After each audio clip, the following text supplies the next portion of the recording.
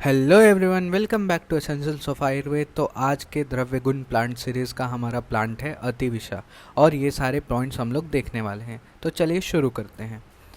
तो first point है हमारा बोटैनिकल नेम। इसका बोटैनिकल नेम है एकोनिटम हेटेरोफाइलम। एकोनिटम जो है वो एकोनाइट वर्ड से आया है, जो कि इसका फाइटो कॉन्स्टिट्यूएंट होता है अतिविषा का।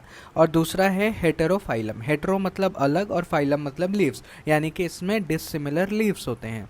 सेकेंड पॉइंट है हमारा इसका फैमिली। तो ये रेननक्यूलेसी फैमिली से आता है। रेननक्यूलेसी फैमिली से वत्सनाभ भी आता है, इसीलिए इसका कुल जो है वो वत्सनाभ कुल है। फोर्थ पॉइंट हम लोग देखते हैं इसका क्लासिफिकेशन। तो चरक ने इसे लेखनीय और अर्शोघ्न वर्ग में रखा है। सुश्रुत ने इसे पिपली आदि गण, वचा आदि गण और मुस्ता आदि गण में रखा है। भाव प्रकाश ने इसे हरितकी आदि वर्ग में रखा है। तो सबका एक एक हम लोग क्लासिफिकेशन याद कर लेंगे तो काम हो जाएगा हमारा। फिर नेक्स्ट पॉइंट है हमारा इसका बेसोनिम। इसको अतिविषा क्यों कहते हैं? Because it over powers the विष, यानी कि विष से ज़्यादा ताकतवर होता है, इसीलिए इसको अतिविषा कहते हैं। विष के इफेक्ट को कम कर देता है। नेक्स्ट पॉइंट है हमारा सिनोनिम्स। सिनोनिम्स बेसिकली हम लोग हैबिटेट, इसके मॉर्फोलॉजी यानी स्वरूप, और इसके प्रॉपर्टीज़ यानी कि गुण, और एक्शंस यानी कि कर्म के बेसिस पे इसे पर्याय दिए गए हैं, वो हम लोग देखने वाले हैं। तो सबसे पहला है हैबिटेट के बेसिस पे काश्मीरा। काश्मीरी नहीं, काश्मीरी दूसरे प्लांट को कहते हैं, गंभारी को, लेकिन यहाँ पे है काश्मीरा, यानी कि ये प्लांट ग्रो करता है कश्मीर में, इसीलिए काश्मीरा। नेक्स्ट है माद्री। माद्री क्यों बोलते हैं? क्योंकि ये माद्र देश में ग्रो करता है, इसीलिए माद्री। मॉर्फोलॉजी के बेसिस पे इसका है शुक्ल कंद, यानी कि शुक्ल मतलब वाइट और कंद मतलब रूट्स। तो इसके जो रूट ट्यूबर्स होते हैं वाइट कलर के होते हैं, इसलिए शुक्ल कंद। और श्रृंगी, श्रृंगी जो है इसका मतलब कि हॉर्न शेप का रहता है। रूट ट्यूबर्स कैसे रहते हैं? हॉर्न शेप के रहते हैं। नेक्स्ट प्रॉपर्टीज और एक्शन के बेसिस पे पहला है पित्त वल्लाभ। तो अतिविषा एफिकेशियस होता है पित्तज रोग में, पित्तज रोग में अच्छा काम करता है। नेक्स्ट है घुन्न वल्लाभ। घुन्न वल्लाभ यानी कि ये क्विकली इन्फेस्ट होता है, इसके जो रूट्स होते हैं बहुत तेजी से फैलते हैं। फिर अतिसारग्नि, मतलब अतिसार में यूजफुल होता है, इसीलिए अतिसारग्नि। शिशु भैष्यज, ये बहुत इंपॉर्टेंट है। शिशु भैष्यज यानी कि it is very beneficial in the paediatric disorders, बच्चों में बहुत अच्छा काम करता है। फिर विषा, विषा क्यों कहते हैं? क्योंकि ये पूरे बॉडी में स्प्रेड करता है, इसीलिए विषा। और यूजफुल एंटीडोट की तरह भी यूज़ होता है, इसीलिए विषा। नेक्स्ट है सोफापहा। सोफापहा यानी कि शोफ यानी कि स्वेलिंग को कम करता है, इसीलिए इसको सोफापहा कहते हैं। नेक्स्ट पॉइंट है हमारा रीजनल नेम्स। तो इसको इंग्लिश में इंडियन एटीज़ कहते हैं, हिंदी में अतीश कहते हैं, और मराठी में इसको अतिविषा ही कहते हैं। नेक्स्ट इसके हैबिटेट के बारे में देखते हैं, अतिविषा कहाँ मिलता है। तो बेसिकली ये हिमालयन रीजन का ड्रग है। It is commonly found in the subalpine और alpine zones of the Himalaya from the Indus to Kumaon at height ranging from the 6000 to 15,000 feet पे ये प्लांट हमें मिलता है। ठीक है, नेक्स्ट पॉइंट है हम लोग देखते हैं इसके मॉर्फोलॉजी के बारे में। अभी हम देखेंगे अतिविषा का स्वरूप या फिर मॉर्फोलॉजी। ये जो टाइप है वो होता है हर्बेशियस पेरिनियल प्लांट। मेजरली ये क्या है? हर्ब प्लांट है, जिसकी साइज रहती है ओनली 1 to 1.5 मीटर। इसका जो रूट देखेंगे तो उसमें टैप रूट भी प्रेजेंट है, प्लस एडवेंटिशियस रूट भी प्रेजेंट है। और उसमें से जो एडवेंटिशियस रूट है वो होते हैं swollen to form the tubers. इसका जो स्टेम है उसमें दो पार्ट होते हैं, एक होता है एरियल पार्ट, एक होता है underground part, which is about 15 to 20 centimetre long. जहाँ पे जो बिलो पार्ट है, नीचे का जो बेस पार्ट है वो है ग्लैब्रस मतलब विदाउट हेयर्स। अपर पार्ट जो है वो है क्रिप्सो प्यूबिसेंट मतलब हेयर्स आर प्रेजेंट। इसके जब लीफ देखेंगे तो वो होता है कॉलिन एंड रैमल टाइप। कॉलिन मतलब जब वो डायरेक्टली अटैच है टू द मेन स्टेम तो उसको हम लोग बोलते हैं कॉलर। रैमल मतलब जो लेटरल ब्रांचेस पे अगर लीफ प्रेजेंट है तो उसको बोलते हैं ramal. Which are simple petiolate leaf based sheathing. Leaf based sheathing ये मेजरली मोनोकॉट्स का मेन फीचर है, जहाँ पे जो बेस होता है वो स्प्रेड हो जाता है to connect the stem. Next हम लोग देखेंगे inflorescence which is ramming with an end flower. हमने पता है रेसिमोस जो होता है जहाँ पे बेस पे होता है ओल्ड फ्लावर्स और अपेक्स साइड पे होता है न्यू फ्लावर्स, पर यहाँ पे जो एंडिंग पार्ट है वहां पे भी एक फ्लावर प्रेजेंट है, इसलिए raceme with an end flower. इसका जो फ्लावर्स होता है वो होता है bisexual, male and female both present. Polycephalous, जो सेपल्स हो गए वो फ्री हो गए। पॉलीपेटलस, जो पेटल्स है वो भी फ्री है। यहाँ पे जो नंबर ऑफ स्टेमेंस है वो न्यूमरस है। यहाँ पे जो ओवरी होती है, सुपीरियर ओवरी जो होती है बाय टू पेंटा कार्पेलरी, जो होती है सिन कार्पस, मतलब फ्यूज्ड ओवरी है। और इसका जो फ्रूट होता है वो है इटेरियो ऑफ फॉलिकल्स। इटेरियो मतलब एग्रीगेट फ्रूट। नेक्स्ट पॉइंट हम लोग देखते हैं इसके वेराइटीज़ पाए जाते हैं on the basis of colour of the root tubers. तो कौन कौन से वेराइटी है और कहाँ दिया है, तो मदन फल निघंटू में यहाँ पे दिया है इसकी वेराइटीज़। तो रक्त, श्वेत, कृष्ण और पित्त, 4 तरह के वेराइटीज़ दिए गए हैं on the basis of colour of root tubers. फिर बोटैनिकली इसके 3 वेराइटी पाए जाते हैं अतिविषा के। कौन कौन से, एकोनेटम हेटेरोफाइलम, एकोनेटम पेल्मेटम, एकोनेटम काश्मीरी कम। ठीक है, तो 3 है हमारे पास, एकोनेटम हेटेरोफाइलम, एकोनेटम पैल्मेटम और एकोनेटम काश्मीरी कम। ठीक है। नेक्स्ट इसके एडवर्स इफेक्ट होते हैं, क्योंकि इसमें पॉइजन, अगर हम लोग इसको हाई डोज में लेते हैं तो पॉइजनस होता है ये, क्योंकि it belongs to the poisonous species. इसलिए विदाउट अगर हम लोग प्रॉपर केयर लेंगे तो ये हमारे बॉडी के लिए पॉइजनस हो सकता है। एक्सट्रीम डोज में लेंगे तो पॉइजन हो सकता है माइल्ड टू मॉडरेट। और कैसे कैसे सिम्टम्स दिखेंगे, कॉन्स्टिपेशन दिखेगा, ड्राई माउथ दिखेगा, ब्रेडिकार्डिया दिखेगा, लेकिन ये फैटल नहीं होता है, मारक नहीं होता है। नेक्स्ट इसका एंटीडोट, अगर ये पॉइजनस इफेक्ट शो कर रहा है तो उसमें हम लोग गोघृत या फिर गोदूध एज अ एंटीडोट दे सकते हैं। इसका प्यूरिफिकेशन कैसे करते हैं, तो अतिविषा का जो ट्यूबरस रूट होता है उसको स्मॉल पीसेज में काट लेते हैं और फिर गोमय क्वाथ है, यानी कि जो गाय का गोबर होता है, लिक्विड करके इसको 3 घंटे के लिए इसके रूट को रखते हैं और फिर धूप में सुखा लेते हैं, तो उसका शोधन हो जाता है। नेक्स्ट पॉइंट हम लोग देखते हैं इसके यूजफुल पार्ट। तो यूजफुल पार्ट में कंद यानी कि ट्यूबरस रूट यूज कर रहे हैं हम लोग। फिर नेक्स्ट है हमारा सबसे इम्पॉर्टेंट पार्ट, रस आदि पंचक। तो रस इसका होता है कटु तिक्त, गुण होता है लघु रुक्ष, विपाक होता है कटु, वीर्य होता है उष्ण और प्रभाव से ये विषहर होता है। तो रस आदि पंचक इसके क्या है, रस कटु तिक्त है, गुण लघु रुक्ष है, विपाक इसका कटु है, वीर्य भी उष्ण है और प्रभाव से ये विषहर कार्य करता है। तो ये इंपॉर्टेंट है, प्रभाव से विषहर कार्य करता है। अब इसके जो 4 कंपोनेंट्स है वो रस के अकॉर्डिंग है, इसीलिए ये जो ड्रग है वो समान प्रत्यय में आ जाता है। ठीक है। नेक्स्ट हम लोग कर्म यानी कि एक्शंस के बारे में देखते हैं। तो ये क्या क्या कर्म करता है, तो दीपन पाचन, ये तो इसका प्रधान कर्म है। दीपन पाचन और संग्राही ये प्रधान कर्म है। काशहर होता है, ज्वरहर होता है, कृमिघ्न होता है, विषघ्न होता है और छर्दिघ्न होता है। नेक्स्ट पॉइंट है आग्रह कर्म।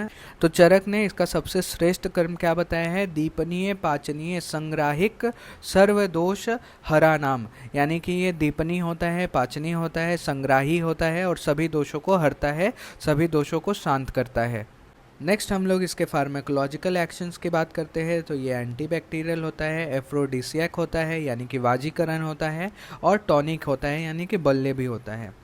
नेक्स्ट दोष कर्म। तो दोषों पे क्या प्रभाव है इसका, ये कफ पित्त शामक होता है। कफ शामक कैसे होता है, तो उष्ण वीर्य और कटु विपाक से ये कफ का शमन करता है।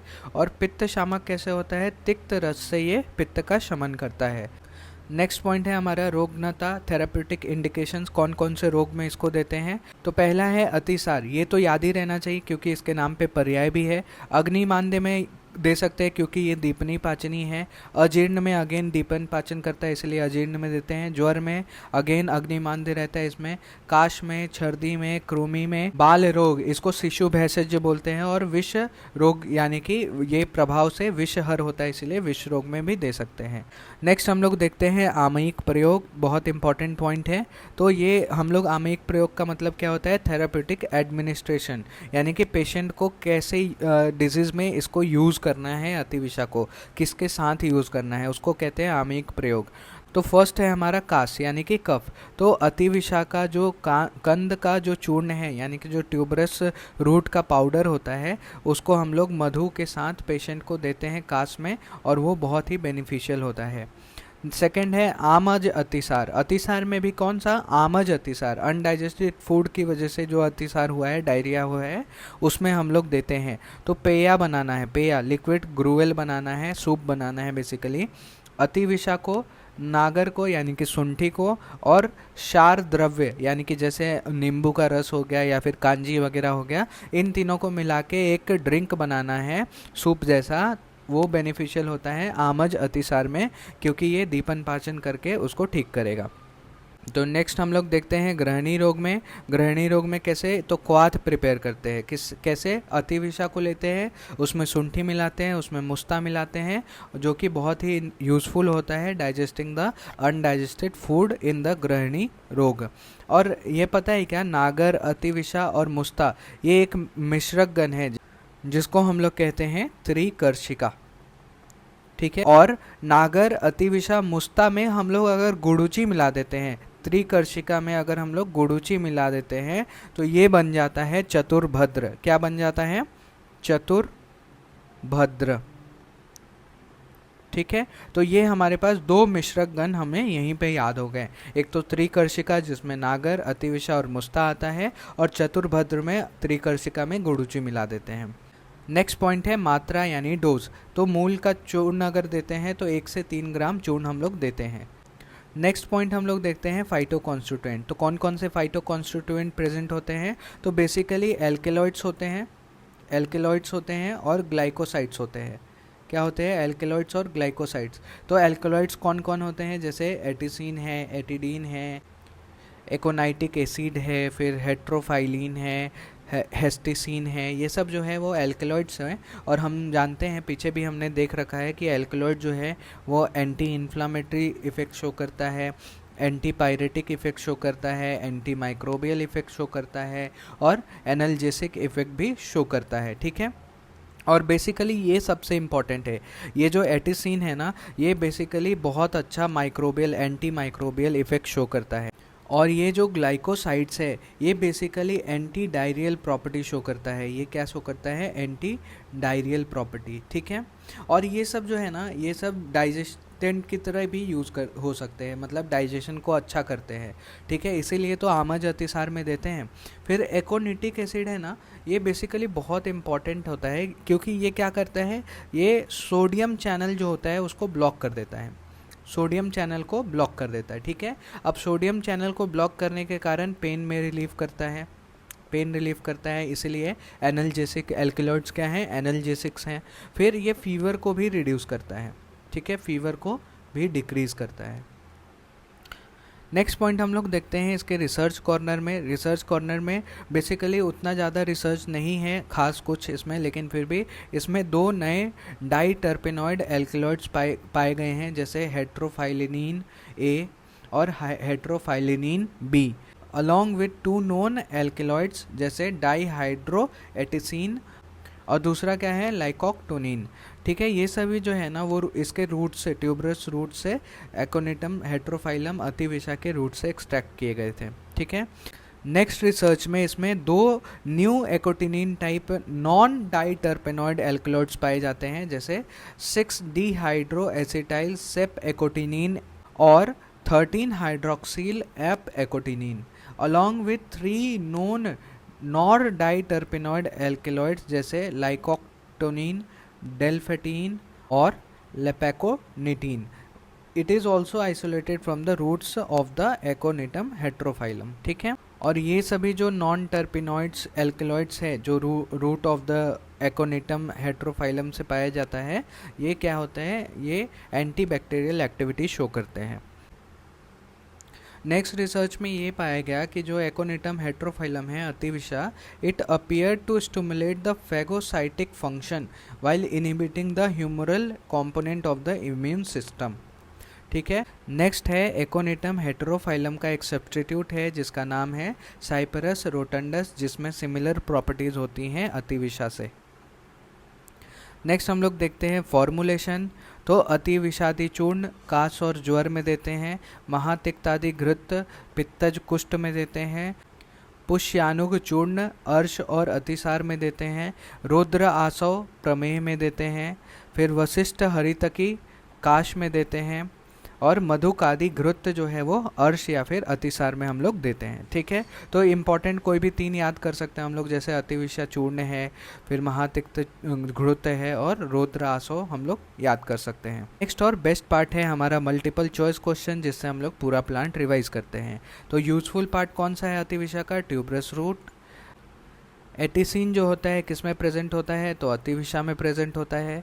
Botanical name of Ativisha aconitum heterophyllum. Madri किसका सिनोनिम है? तो अतिविषा का देखा था हमने। फिर शिशु भेषज किसको बोलते हैं? अतिविषा को बोलते हैं। और type of अतिविषा as per Madan फल निघंटू, तो 4 टाइप के हमने देखा था। कौन कौन से 4 टाइप थे? रक्तज था, श्वेतज था, कृष्णज था और पित्तज था, यानी कि रक्त वर्ण का, श्वेत वर्ण का, कृष्ण वर्ण यानी कि काला और पित्तज यानी कि पीला। ठीक है, ये 4 थे। Thank you, hope you like the video. Please do like, share and subscribe and give your valuable comments.